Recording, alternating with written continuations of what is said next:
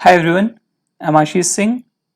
हम पिछली क्लास में सिमिलैरिटी पढ़ चुके थे, थियल्स थ्योरम पढ़ चुके थे और उनके ऊपर हमने क्वेश्चंस भी करे थे। ठीक है, तो वो जो हमने पढ़ा है उसके आगे हम जरा पढ़ रहे हैं, कॉन्सेप्ट पढ़ेंगे। आज एक कॉन्सेप्ट देखेंगे।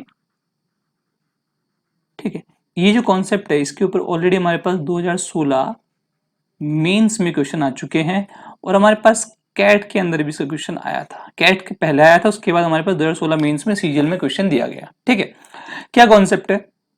सपोज हमारे पास एक स्ट्रेट लाइन है, ये हमारे पास एक ये है, इसको यहाँ पर हमने अटैच कर दिया और एक हमने ये बना दिया। ठीक है, इसको यहाँ पर लाइन ले लो।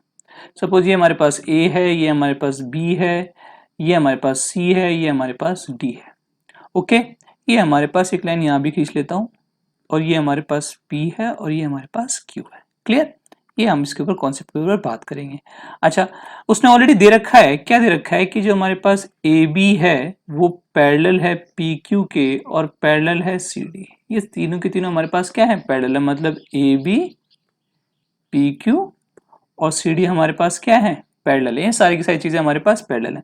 अगर ये पैरेलल हैं तो जो पी क्यू की जो लेंथ होगी, पी क्यू की जो लेंथ होगी, मान लीजिए ए बी की लेंथ x है और सी डी की लेंथ y है, तो जो पी क्यू की लेंथ होगी वो लेंथ होगी x Y upon x plus Y, X Y upon x plus Y. Suppose मैं पी क्यू को, मैं आपको बता देता हूँ कि मैं ए बी को क्या मानता हूँ? x, सी डी को मैं मानता हूँ y, और सपोज मैं पी क्यू को क्या मान लेता हूँ? z मान लेता हूँ।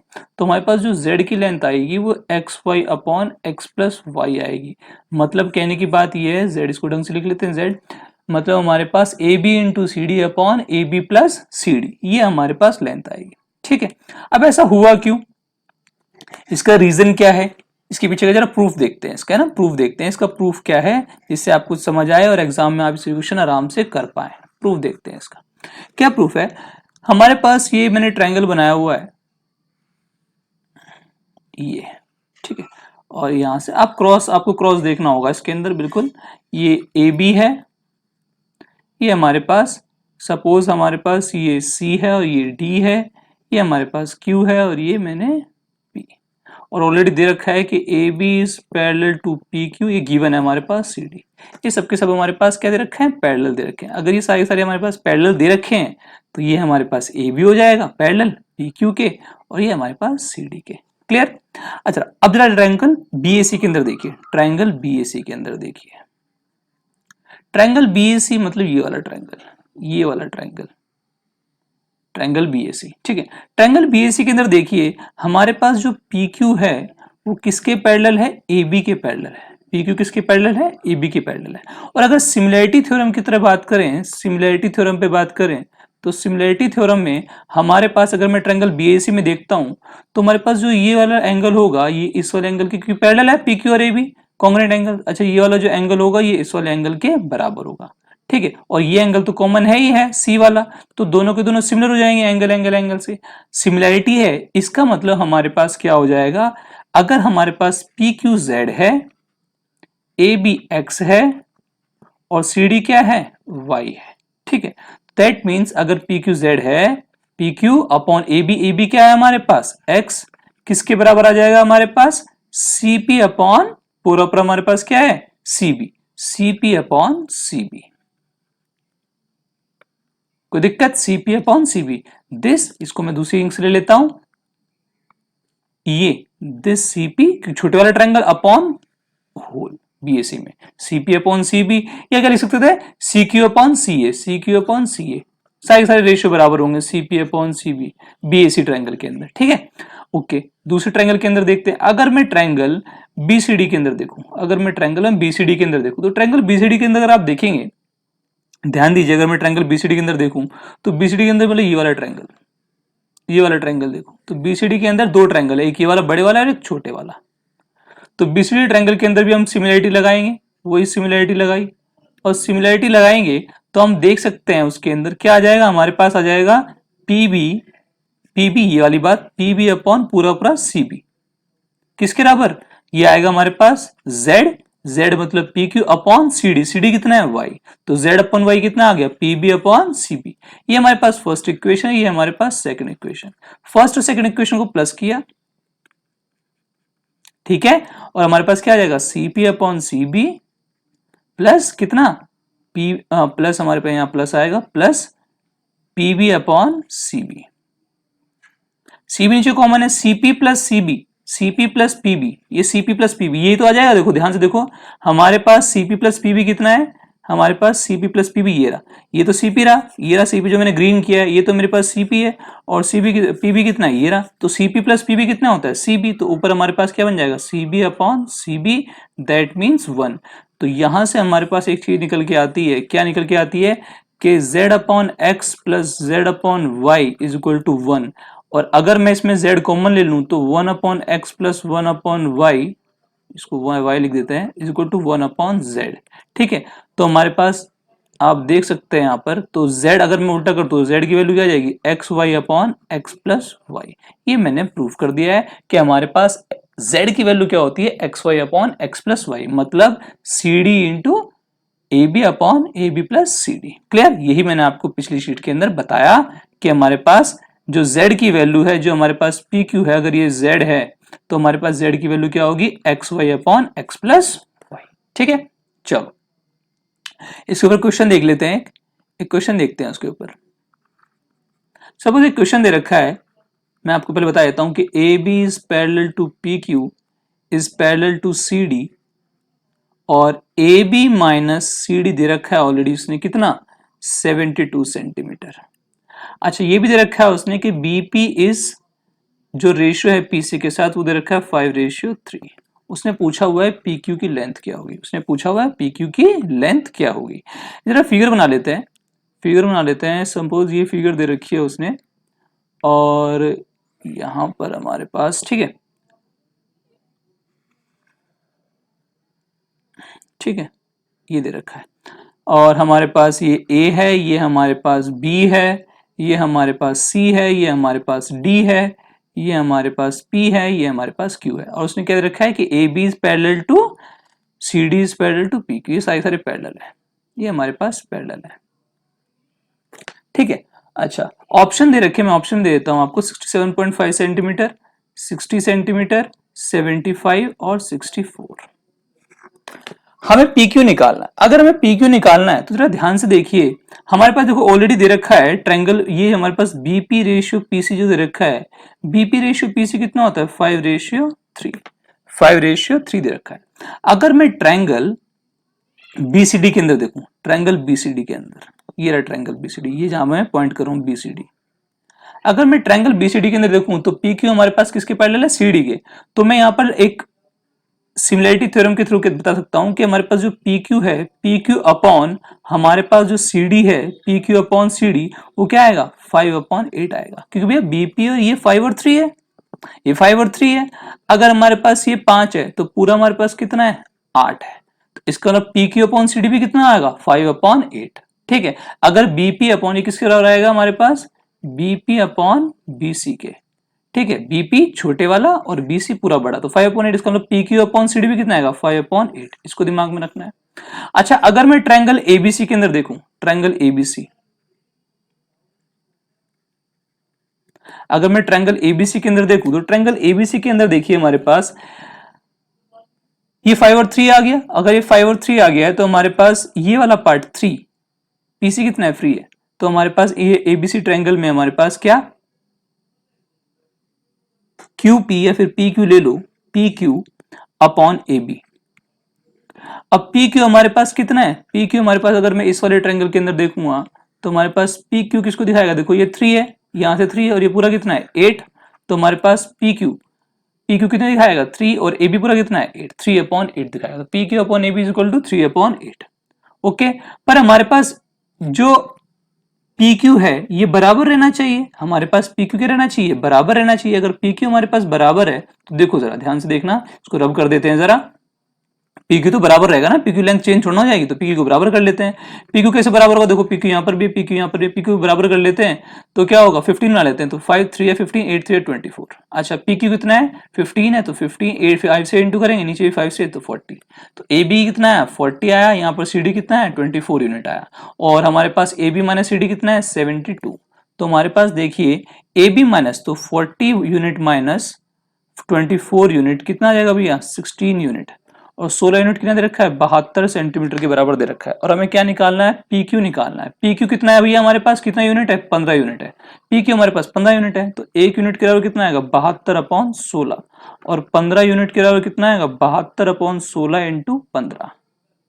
ठीक है। अच्छा अब देखो 8 2 जा 8 9 जा, तो 15 9 जा कितना होता है 135/2, 135/2 का मतलब कितना होता है 67.5। तो आंसर हमारे पास क्या आ जाएगा 67.5 सेंटीमीटर, मतलब यही है। ठीक है, कोई दिक्कत, काफी इजी था हमारे पास। अगर हमें थ्योरम पता है तो हम आराम से थ्योरम से ही निकाल सकते हैं, अगर ये पैरेलल है हमारे पास। ठीक है, कोई बड़ी बात नहीं है। अच्छा मान लीजिए हमारे पास सीधा सीधा हमारे पास पी क्यू ही पूछ लेता, मान लीजिए हमसे पी क्यू पूछ लेता। इसके ऊपर भी देखते हैं क्या क्वेश्चन आ रखा है। मान लीजिए हमें दे रखा है कि ए बी रेशियो रेशियो कह रहा हूँ parallel is parallel to P Q is parallel to C D, ऐसे दे रखा है फिगर। मैं आपको रफ फिगर बना के दिखा रहा हूँ, ऐसे फिगर बना रखा है आपके लिए। और ये ए है, ये बी है, ये सी है और ये डी है। ये हमारे पास क्यू है, ये पी है। और आपको दे रखा है ए बी कितना दे रखा है, ए बी दे रखा है आपको 10 दे रखा है, और सी डी दे रखा है आपको 5। ठीक है, सी डी आपको दे रखा है 5, सी डी आपको 5 दे रखा है। तो आपसे पी क्यू पूछ रखा है, तो पी क्यू की लेंथ कुछ नहीं होगी, सीधी सीधी हमारे पास पैरेलल दे ही रखा है, तो पी क्यू की लेंथ क्या हो जाएगी, फॉर्मूला लगा देंगे डायरेक्टली जो मैंने आपको भी बताया। पी क्यू की लेंथ हो जाएगी z मान लो तो एक्स वाई, ये अगर x है ये y है, तो x कितना है 10 और y कितना है 5, और अपॉन x प्लस वाई तो मतलब 15। तो कितना आ जाएगा भैया हमारे पास 50/15, तो 5 3 जा और 5 10 जा, तो आंसर कितना आ जाएगा 10/3। तो ऐसे क्वेश्चन भी आपके पास आ सकता है। ये मैंने आपको एक कॉन्सेप्ट बता दिया है, इसके ऊपर जो क्वेश्चन आएंगे आप आराम से कर सकते हो। ठीक है, बहुत इजी कॉन्सेप्ट है। आगे चलते हैं। ठीक है, कॉन्ग्रुएंसी, और कॉन्ग्रुएंसी का मतलब होता है सर्वांग समता, सर्वांग समता। अब हमें कॉन्ग्रुएंसी किसके अंदर देखनी है, त्रिभुज के अंदर, ट्रायंगल्स के अंदर। ट्रायंगल्स के अंदर हमें कॉन्ग्रुएंसी देखनी है। कॉन्ग्रुएंसी का मतलब क्या होता है सर्वांग समता, सर्वांग समता मतलब सब कुछ समान, मतलब कॉन्ग्रुएंसी ऑफ ट्रायंगल्स की बात कर रहा है, त्रिभुजों की, त्रिभुजों की सर्वांग समता।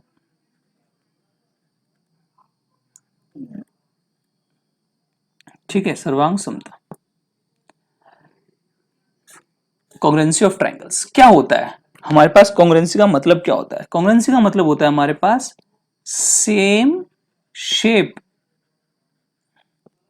सेम शेप और सब कुछ सेम साइज, मतलब आकार भी और आकृति भी, आकार भी बराबर और आकृति भी बराबर, उसे बोलते हैं हमारे पास कॉन्ग्रुएंसी। ये हमारे पास कॉन्ग्रुएंसी कहलाती है जब हमारे पास दो ट्रायंगल्स के अंदर सब कुछ क्या हो, इक्वल हो, वो हमारे पास कॉन्ग्रुएंसी कहलाएगी। ठीक है, अब कॉन्ग्रुएंसी के अंदर देख लेते हैं जरा,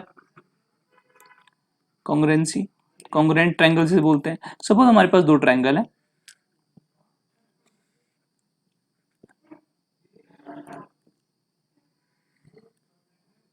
ये दो ट्रायंगल है, ये हमारे पास ए बी सी, ये हमारे पास डी ई एफ, ये हमारे पास दो ट्रायंगल है। अच्छा दोनों ट्रायंगल में, एक ट्रायंगल में ले लीजिए, मान लीजिए ये हमारे पास है 80 डिग्री, ये हमारे पास 30 डिग्री और ये हमारे पास 70 डिग्री। सिमिलरली हमारे पास मान लीजिए 80 डिग्री है, ये हमारे पास 30 डिग्री है और ये हमारे पास 70 डिग्री। तो देखो हमारे पास यहाँ पर एंगल ए किसके बराबर है, एंगल डी के बराबर है, एंगल बी किसके बराबर है, एंगल ई के बराबर है, एंगल सी किसके बराबर है, एंगल एफ के बराबर है, मतलब तीन एंगल बराबर है। और हमारे पास क्या होना चाहिए कॉन्ग्रुएंट का मतलब कि ए बी किसके बराबर हो, डी के बराबर हो, अच्छा ई एफ किसके बराबर हो, बी सी के बराबर हो, अच्छा ए सी किसके बराबर हो, हमारे पास डी एफ के बराबर हो। मतलब दो ट्रायंगल जिनका सब कुछ सेम हो, एंगल भी सब कुछ सारे सारे सेम हो, साइड्स भी सारी सेम हो, मीडियन भी सारी सेम हो, मीडियन जो हमारे पास माध्यिका होती है, एल्टीट्यूड्स मतलब हमारे पास हाइट भी सारी सेम होनी चाहिए, पैरामीटर मतलब दोनों ट्रायंगल का सब कुछ सेम होगा, सब कुछ सेम, बस अलग अलग बने हुए होंगे और सब कुछ सेम होगा, उसे हम क्या कहते हैं कॉन्ग्रुएंट ट्रायंगल्स। अब देखो कॉन्ग्रुएंट ट्रायंगल्स पता कैसे करें कि कॉन्ग्रुएंट ट्रायंगल्स होंगे, ये कैसे पता किया जाए कि वो कॉन्ग्रुएंट ट्रायंगल्स होंगे, तो देखो आगे चलते हैं। कॉन्ग्रुएंट ट्रायंगल्स का कैसे पता करेंगे कि कॉन्ग्रुएंट होंगे, सब कुछ हमें देखने की जरूरत नहीं है, हमें सिर्फ दो तीन चीजें देखने की जरूरत है। अगर हमारे पास दो ट्रायंगल है, हमारे पास दो ट्रायंगल हैं, उनके बारे में कॉन्ग्रुएंट कैसे पता लगेगा? जैसे एक ये है और एक ये ट्रायंगल है हमारे पास, कैसे पता लगेगा कि दोनों के दोनों ट्रायंगल हमारे पास कॉन्ग्रुएंट है? सब चेक नहीं करना हमें क्या करना है, फर्स्ट ऑफ ऑल अगर ये हमारे पास ये वाली साइड, रुक जाइए इंक चेंज कर लेते हैं, मान लीजिए ये वाली साइड के बराबर है, ये वाली साइड ये वाली साइड के बराबर है, ये वाली साइड ये वाली साइड के बराबर है, तो हमारे पास इसकी तीन साइड के बराबर है। इसका मतलब हमारे पास पहला तरीका है चेक करने का, कंडीशन हमारे पास चार कंडीशन है। पहली कंडीशन साइड साइड साइड, अगर तीनों साइड बराबर होती हैं दोनों ट्रायंगल्स की, तो इसका मतलब हमारे पास सपोज ये ए है, ये बी है, ये सी है, ये डी है, ये ई है, ये एफ है, इसका मतलब हमारे पास क्या कह सकते हैं कि ट्रायंगल ए बी सी जो है वो कॉन्ग्रुएंट है। कॉन्ग्रुएंट का साइन ये होता है ट्रायंगल डी ई एफ के, ठीक है, ये हमारे पास कॉन्ग्रुएंसी आ गई है, ठीक है, ये हमारे पास कॉन्ग्रुएंट ट्रायंगल है। दूसरा तरीका क्या है? दूसरा तरीका क्या है हमारे पास, सपोज पहले तो साइड साइड साइड हो गया, दूसरा तरीका है हमारे पास, अगर हमारे पास ट्रायंगल है दो, ये हमारे पास दो ट्रायंगल है, अगर हमारे पास दो ट्रायंगल में ये वाली साइड इस साइड के बराबर है और ये एंगल थीटा इस थीटा एंगल के बराबर है और ये वाली साइड इस साइड के बराबर है, तो हमारे पास दूसरा जो तरीका है वो है साइड एंगल साइड। तीनों अगर साइड बराबर होती हैं तो भी हमारे पास दोनों ट्रायंगल कॉन्ग्रुएंट हो जाएंगी। अगर हमारे पास साइड एंगल साइड है तो भी हमारे पास, क्योंकि ऑब्वियस सी बात है साइड इसके सामने दोनों थीटा है तो दोनों एंगल सेम है, तो दोनों थीटा के सामने तो साइड बराबर होगी, तो इसका मतलब हमारे पास साइड एंगल साइड से भी कॉन्ग्रुएंट हो जाते हैं ट्रायंगल्स, ठीक है। तो मैंने आपको दो तरीके बताए, साइड साइड साइड और साइड एंगल साइड, दो तरीके आपको पता करने के ट्रायंगल सर्वांगसम है या नहीं है, ठीक है। आगे चलते हैं, तीसरा देखते हैं। अगर मान लीजिए हमारे पास दे रखा हो उसने दो ट्रायंगल्स दे रखे हैं, दो ट्रायंगल्स दे रखे हैं, ये वाला एंगल इस वाले एंगल के बराबर, ये वाला एंगल इस वाले एंगल के बराबर और ये वाली साइड इस साइड के बराबर, ठीक है, फिर कोई भी साइड, तो हमारे पास एंगल एंगल साइड से भी, दो एंगल और एक साइड से भी हमारे पास क्या हो सकता है, प्रूफ हो सकता है कि दो ट्रायंगल क्या है, कॉन्ग्रुएंट है। एंगल एंगल साइड से भी प्रूफ हो सकता है कि दो ट्रायंगल क्या है, कॉन्ग्रुएंट है, ठीक है। चौथी चीज सपोज हमारे पास दो ट्रायंगल है,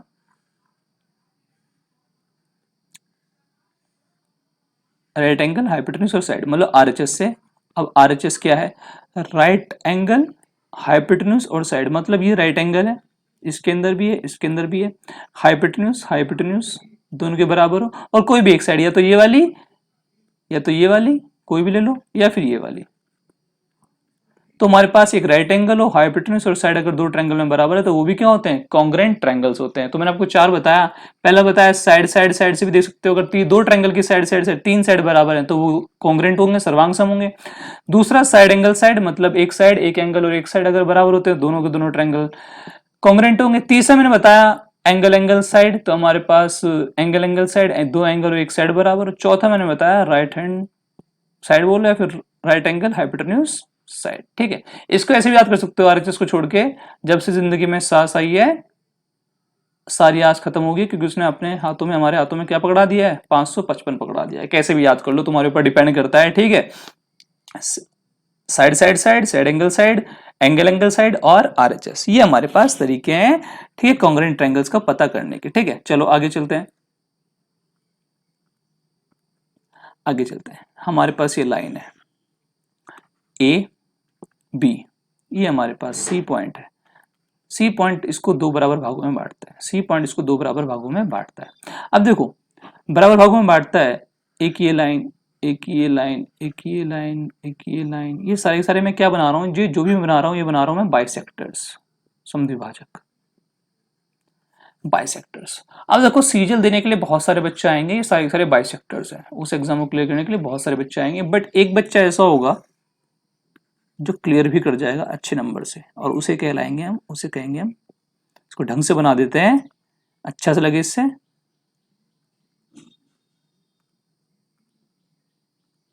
ये हमारे पास ये सी पॉइंट है और ये इसको दो पार्ट में बांटता है और ये बिल्कुल 90 डिग्री पे लगता है, इसे बोलते हैं परपेंडिकुलर बाइसेक्टर, परपेंडिकुलर बाइसेक्टर, इसे हिंदी में बोलते हैं लंब समद्विभाजक।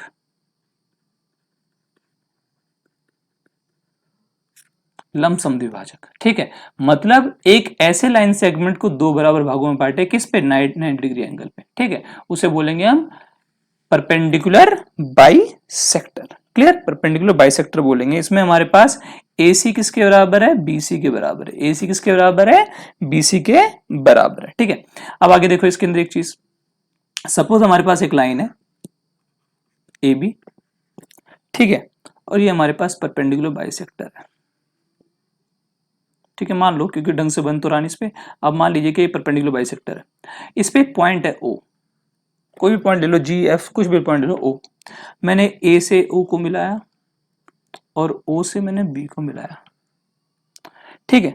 अब जरा देखो, हमें पता है परपेंडिकुलर बाइसेक्टर है तो ये दोनों के दोनों बराबर होंगे, ये दोनों के दोनों बराबर होंगे। अब ध्यान से देखो, हमारे पास दो ट्रायंगल बन गए। सपोज यहाँ पर मैं ये C पॉइंट है, तो हमारे पास दो ट्रायंगल बन गए। एक तो ट्रायंगल बन गया ACO और एक ट्रायंगल बन गया हमारे पास BCO। अगर दोनों ट्रायंगल के अंदर देखा जाए तो दोनों ट्रायंगल में हमारे पास बात देखिए, अगर मैं इसको यहाँ ढंग से लिख लेता हूँ ACO और यहाँ ट्रायंगल लिख लेता हूँ BCO। ACO के अंदर AC, इसके अंदर क्या है BC, ठीक है। अच्छा, OC क्या है, कॉमन है, OC हमारे पास कॉमन है।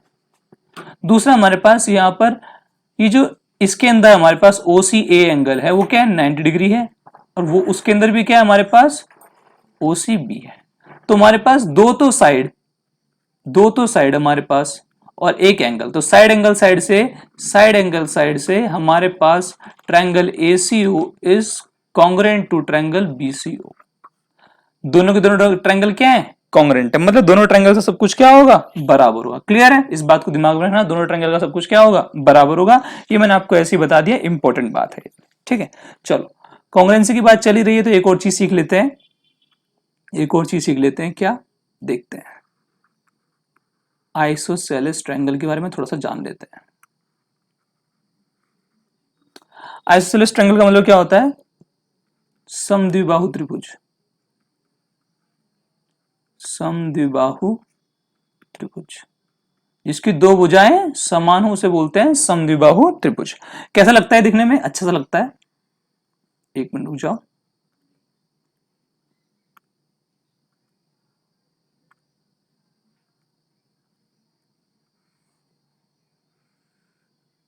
ऐसा लगता है। अच्छा, ये हमारे पास A है, ये हमारे पास B है, ये हमारे पास C है। A से मैंने एक लाइन खींची D पर, ये D मान लीजिए इसको, ये परपेंडिकुलर है, बिल्कुल खींचा। तो अगर मैं ऐसा कुछ खींचता हूं डायरेक्टली तो हमारे पास जो यहां पर एंगल बनेगा 90 डिग्री। अच्छा, हमारे पास A B is equal to AC, क्योंकि भाई आइसोसेलेस ट्रायंगल है, दो साइड हमारे पास क्या होंगे, बराबर होंगे। अगर ऐसा होता है तो दिमाग में रखना। और हमारे पास जो AD है ये क्या है, परपेंडिकुलर है किसके, BC के। इसे परपेंडिकुलर बोल लो या चाहे एल्टीट्यूड बोल लो, दोनों ही बात एक है। तो देखो दिमाग में रखना, अगर ऐसा होता है तो AD जो हमारे पास होगा वो क्या होगा, एल्टीट्यूड भी होगा। हाइट बोल लो ट्रायंगल की या एल्टीट्यूड बोल लो, AD एल्टीट्यूड भी होगा। AD हमारे पास एंगल बाइसेक्टर भी होगा।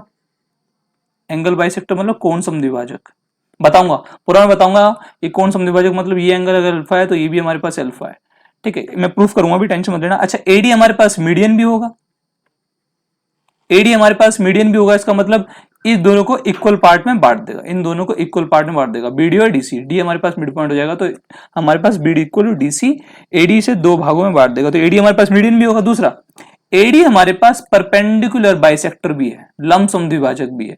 लंब समद्विभाजक क्यों कह रहा हूं मैं इसको, क्यों भैया ये इसको दो पार्ट में बांट रहा है, ठीक है, दो पार्ट में बांट रहा है, और कितने पे, 90 डिग्री एंगल पे। तो एडी हमारे पास ये सारी की सारी चीजें हैं, ये सारी चीजें हमारे पास क्या है, एडी है।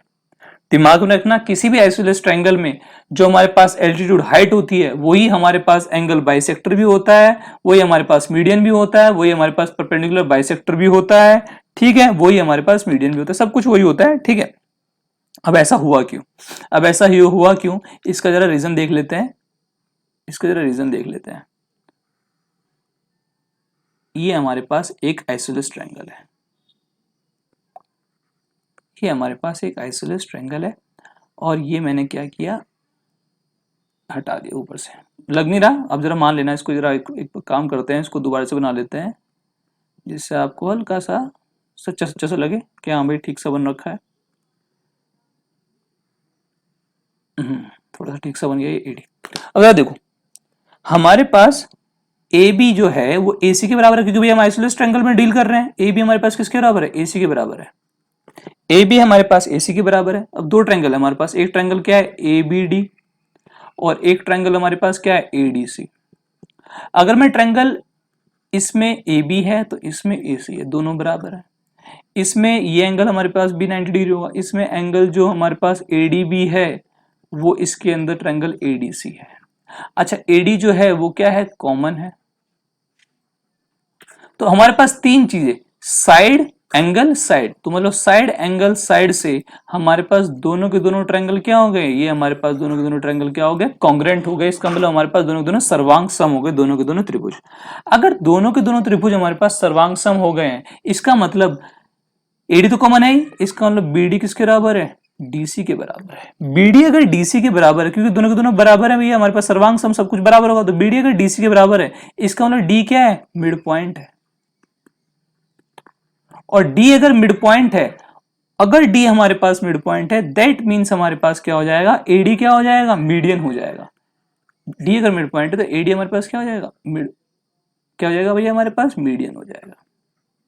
अच्छा भाई ये साइड ये 90 डिग्री, अगर ये हमारे पास थीटा है, थीटा की दो इन दो के बीच में ना, तो ये भी थीटा, तो ये हमारे पास मान लीजिए भाई ये 90 है, थीटा है, तो ये एक एंगल ये अल्फा, तो ये भी अल्फा, तो इसका मतलब एडी हमारे पास क्या है?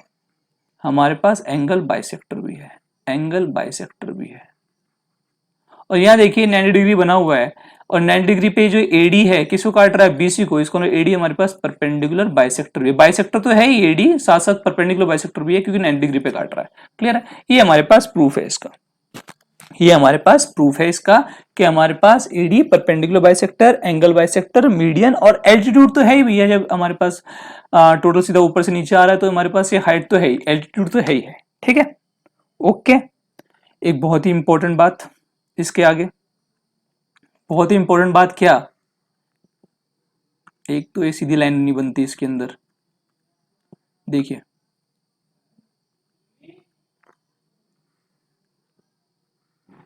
ये हमारे पास ट्रायंगल ए बी सी, ये जो हमारे पास साइड है, ये जो एडी है, अभी भी मैं कौन सा बना रहा हूं? यही बना रहा हूं, क्या कहते हैं उसे? आइसोलेस ट्रायंगल, समद्विभाजक और समद्विबाहु त्रिभुज। जो हमारे पास ये एडी होता है, ये जो एडी है, इस पे हमारे पास 4 पॉइंट्स रहते हैं। कौन कौन से पॉइंट्स रहते हैं? इन सेंटर, आगे बताऊंगा, ये पूरा बताऊंगा कैसे आता है। इन सेंटर, ठीक है, अंतः केंद्र, सर्कम सेंटर, परिकेंद्र, ऑर्थो सेंटर, लंब केंद्र, सेंट्रोइड। ठीक है, हमारे पास सेंट्रोइड मतलब केंद्रक। ये 4 पॉइंट हमारे पास किस पे रहते हैं? एडी पे रहते हैं। आगे मैं आपको बताऊंगा। ठीक है, अच्छा एडी पे रहते हैं, एक जगह नहीं रहते, अलग अलग रहते हैं। जैसे ये पॉइंट, ये 4 पॉइंट, ठीक है, ये 4 पॉइंट ऐसे रहते हैं, चारों के चारों पॉइंट।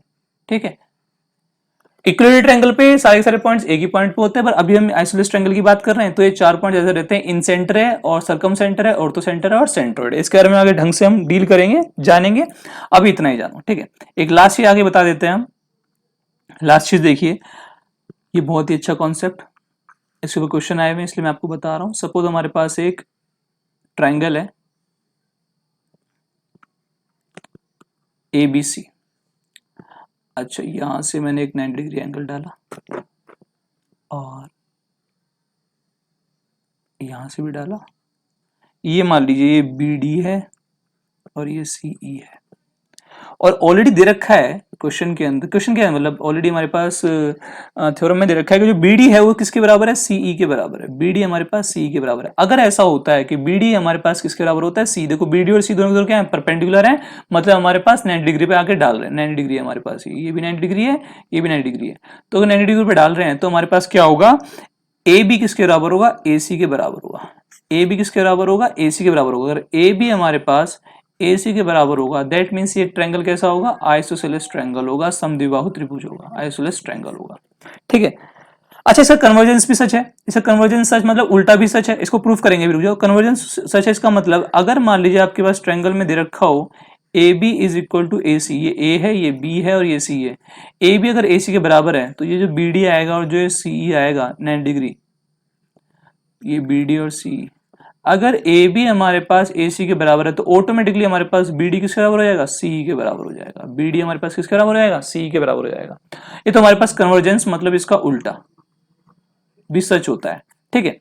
अब देखो ये जो मैंने बताया, ये वाली जो मैंने बात बताई कि बी डी अगर सी के बराबर है तो A B is equal to A C होता है, ऐसा क्यों होगा? ऐसा इसलिए होगा, ध्यान से देखिए, ऐसा इसलिए होगा कि हमारे पास मान लीजिए कोई ट्रायंगल दे रखा है, कोई ट्रायंगल दे रखा है ऐसे ए बी सी, और मैंने यहां से एक 90 डिग्री एंगल डाला और मैंने यहां से डाला एक 90 डिग्री एंगल, ये बी डी है, ये सी है, ठीक है। ध्यान सुनना, तो ट्रायंगल के हमारे पास अगर इफ हमारे पास बी डी हमारे पास पर वो हाइट है, अगर बी डी हाइट है, अगर बी डी हाइट तो ए सी क्या है, बेस है, तो एरिया क्या हो जाएगा ट्रायंगल का, हाफ बेस कितना है ए सी इंटू हाइट कितनी है बी डी। अच्छा, अगर ट्रायंगल का इफ हमारे पास सी क्या होती है, हाइट, देखो हाइट ही होगी भाई, परपेंडिकुलर है, तो हमारे पास बेस क्या हो जाएगा, बेस हमारे पास हो जाएगा, बेस हमारे पास हो जाएगा ए बी, तो हमारे पास ट्रायंगल का एरिया कितना आएगा, half A B into C. और ऑलरेडी हमारे पास गिवन क्या है, B D is equal to C, ये तो दे रखा था मैंने आपको, दे रखा था B D is equal to C, हमारे पास गिवन है। हमें प्रूफ क्या करना है, अगर B D is equal to C given है तो A B is equal to A C होता है, ये हमें प्रूफ करना है। तो देखो हमारे पास ट्रायंगल का एरिया निकाला मैंने दो तरीके से, ट्रायंगल का एरिया निकाला मैंने दो तरीके से, एक तरीका तो ये है और एक तरीका मेरे पास ये, दोनों बराबर है, दोनों बराबर है, तो half A C into B D is equal to half A B into C. अब हाफ से हाफ तो कट जाएगा, अच्छा बी डी और सी दोनों बराबर दे रखे कट जाएगा, तो ए सी किसके बराबर आ जाएगा, ए बी के बराबर आ जाएगा, तो ए सी किसके बराबर आ गया, ए बी के बराबर आ गया। और ए सी अगर ए बी के बराबर है दैट मीन्स हमारे पास ए बी और ए सी दोनों बराबर हैं, दैट मीन्स हमारे पास ये कैसा ट्रायंगल है, आइसोसेलेस ट्रायंगल है, समद्विबाहु त्रिभुज है, ठीक है, क्लियर। तो मैंने आज आपको कॉन्ग्रुएंसी बताई, आइसोसेलेस ट्रायंगल्स में 4 पॉइंट वो होते हैं, और ये वाली आपको मैंने कॉन्सेप्ट बताया। इससे पहले एक और स्टार्टिंग में कॉन्सेप्ट बताया था कि A B is parallel to P Q is equal to parallel to C D, उसके बाद मैंने फॉर्मूला बताया था z is equal to x Y upon x plus y. ये 3 चीजें मैंने आपको बताई, ठीक है, गो थ्रू कीजिएगा। इससे पहले जो क्वेश्चन सिमिलैरिटी के करवाए थे उससे में करवाए उन्हें देखिएगा, ठीक है। और ऑलरेडी मेरे पास इसमें वीडियोज में प्लेलिस्ट में आके देखिएगा तो अलजेब्रा पड़ा हुआ है, नंबर सिस्टम है, टाइम स्पीड एंड डिस्टेंस है, मिक्सचर एलिगेशन है, ठीक है, सिंपल इंटरेस्ट, कंपाउंड इंटरेस्ट है, काफी सारे चैप्टर्स पढ़े हुए हैं, आप उन्हें पढ़ सकते हैं। अपकमिंग एग्जाम जैसे सीपीयू का एग्जाम आने वाला है, सीजीएल का हमारे पास टियर 2 आने वाला है, तो सारे का सारा आपको लेवल मिल जाएगा उसके अंदर, ठीक है। Thank you.